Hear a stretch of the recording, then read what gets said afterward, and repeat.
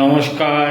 কাজলি দিদি বর্ধমান জেলার কাটোয়ারে এক গৃহবধূ, স্বামী অমল বিশ্বাস, ছেলে ষষ্ঠ শ্রেণীতে পাঠরত।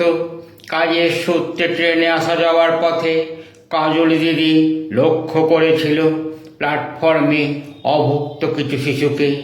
তা দেখে সেদিন সারা রাত্রি কাজলি দিদি দু চোখের পাতায় এক করতে না পেরে পরের দিন সকালে নিজের সোনার কানের দুল জোড়া বিক্রি করে ওই রেল স্টেশনের প্ল্যাটফর্মে অভুক্ত শিশুদের মুখে তুলে দেয় ভাত ডাল তরকারি, নিজ হাতে রান্না করে।